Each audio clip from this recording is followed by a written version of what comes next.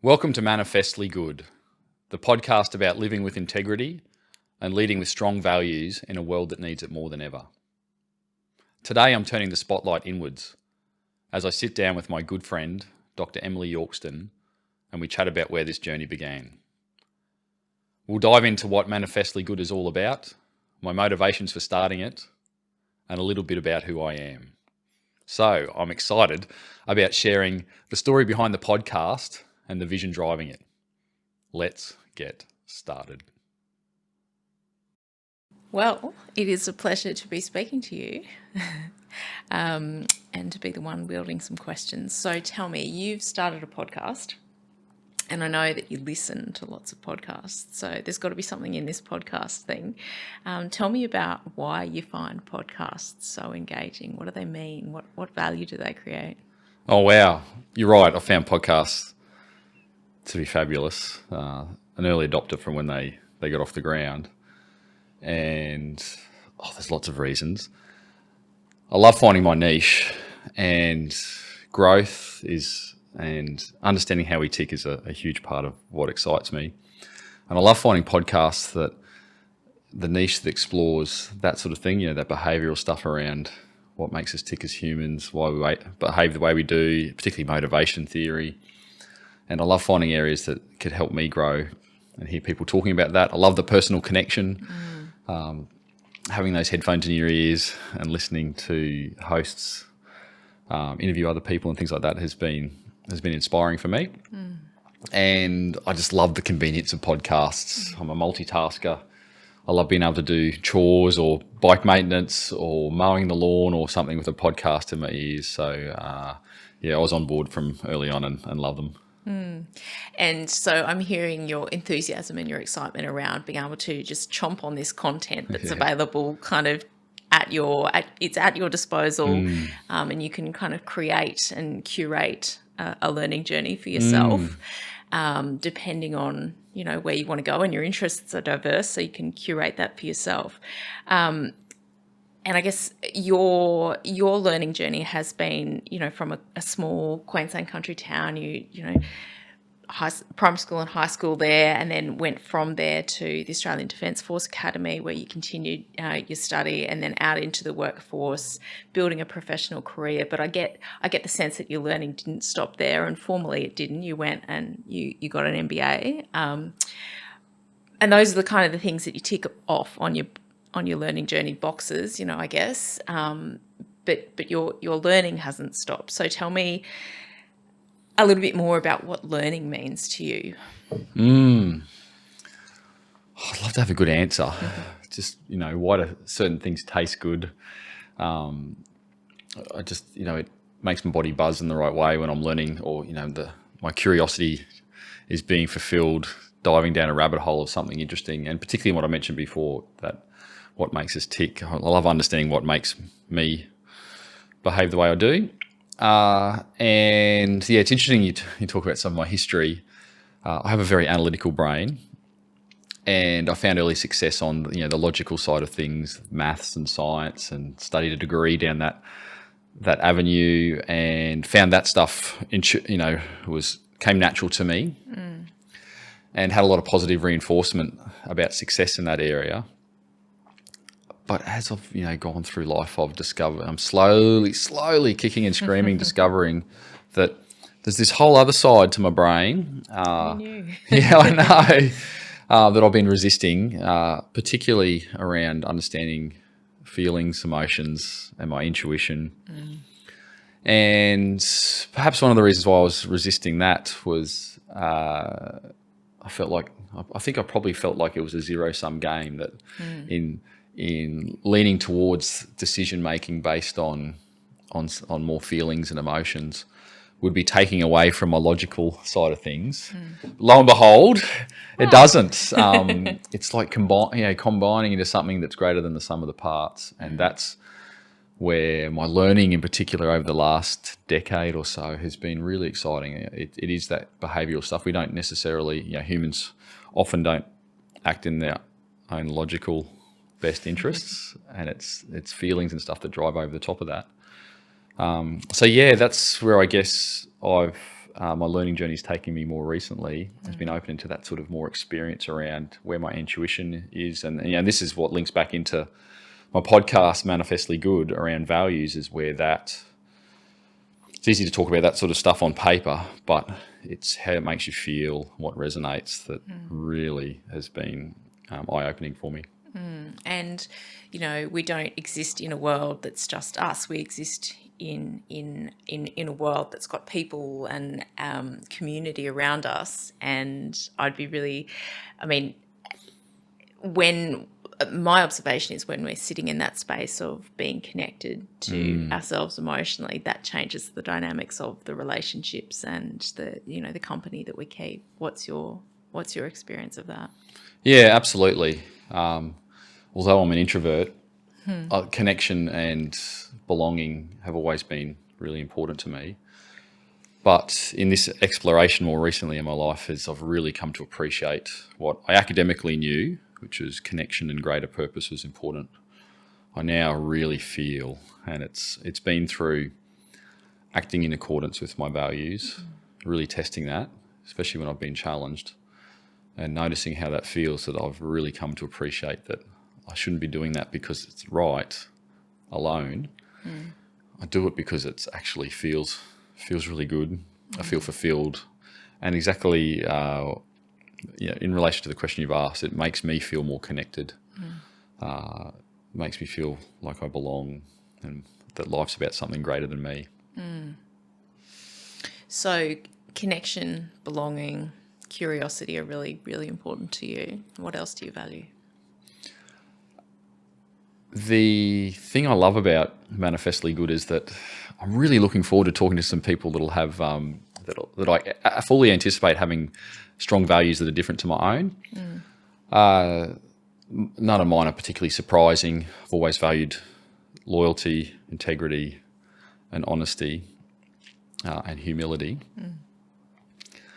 and hard work, and yeah, it's been a joy to really discover how making decisions by leading with those first makes some of the harder decisions I've had to make less challenging, and how the feelings afterwards are really strong. But I'm my sense of curiosity and my openness to seeing things through the lens of other people makes me super excited about talking to a wide range of people about their values, why they're important, where that inspiration came from. Because I'm very open to having my value system moulded by that journey. You said something interesting in answering that question. You were talking about, anchoring into your values when making decisions, particularly when the decisions are difficult. And I'm wondering if you've got an example of what that kind of looks like and feels like when you're making a difficult decision, but you're orientating towards your value base. Yeah. As I mentioned, it's been a journey, and I'd like to say I've been good at this for a long time, but I haven't.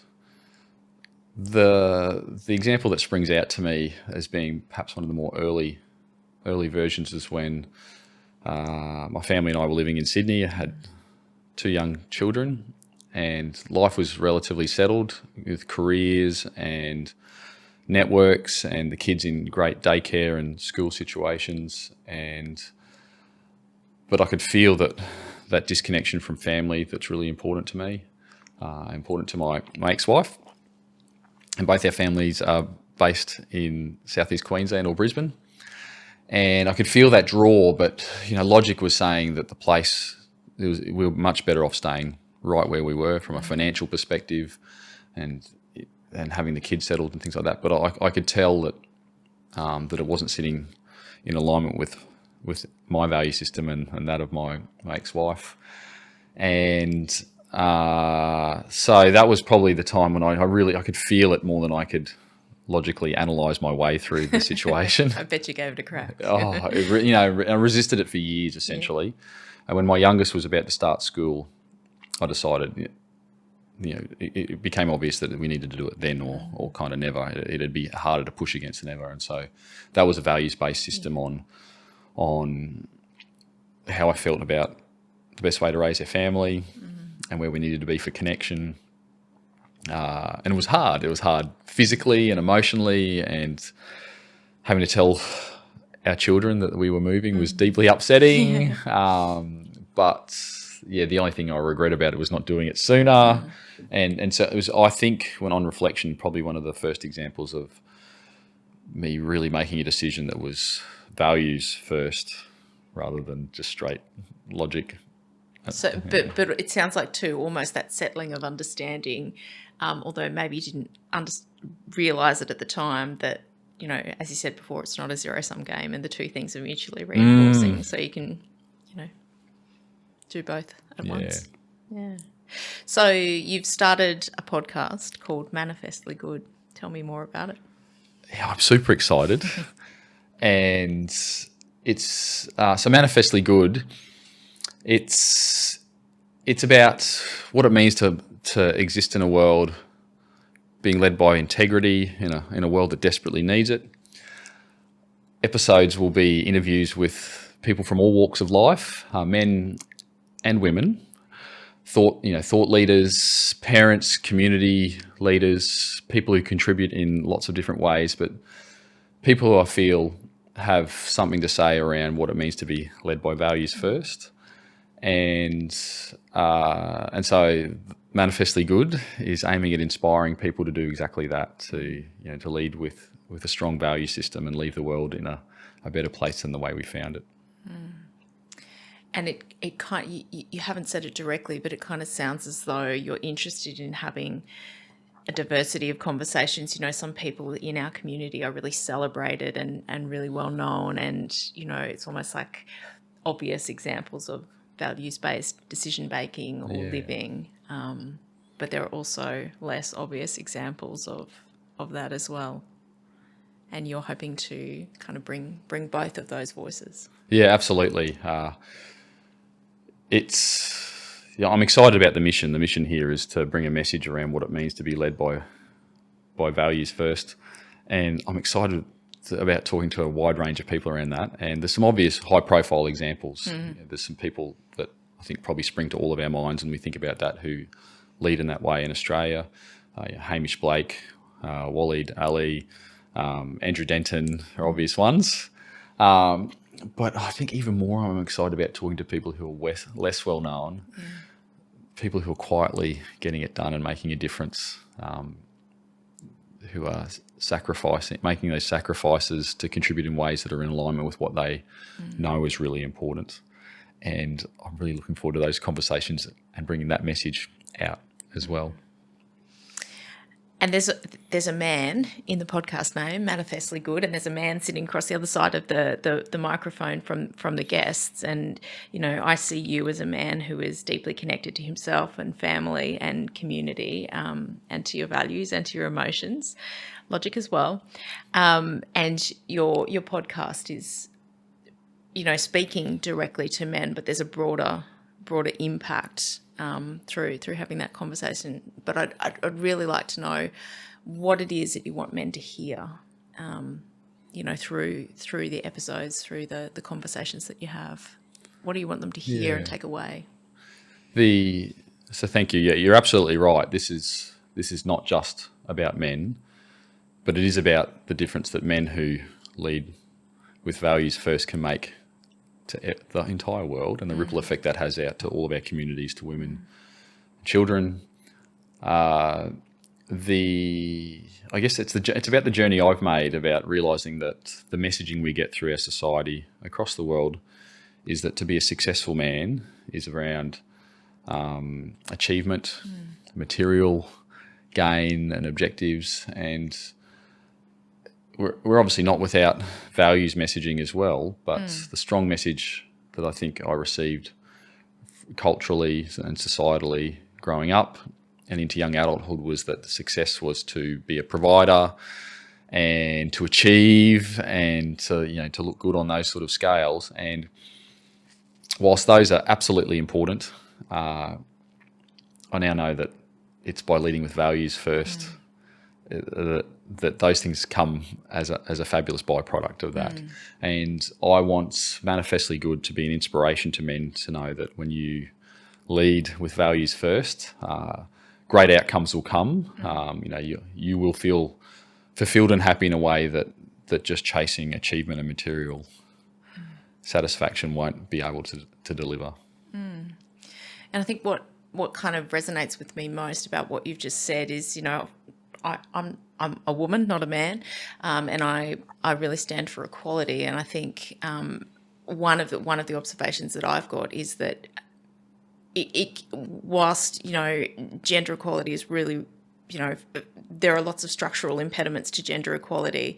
What I'm hearing you kind of say is it can be difficult to know how to be a man in this world, and we want men to be anchored into their values base, because that's going to contribute to equality. Am I hearing you right? Yeah, absolutely.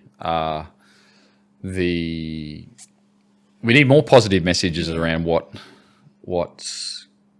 good is. Yeah, what good is for men, and I know that these conversations are going to resonate with a lot of men who are looking for what it means to, what the role modelling is to lead an inspired, connected, service-led life.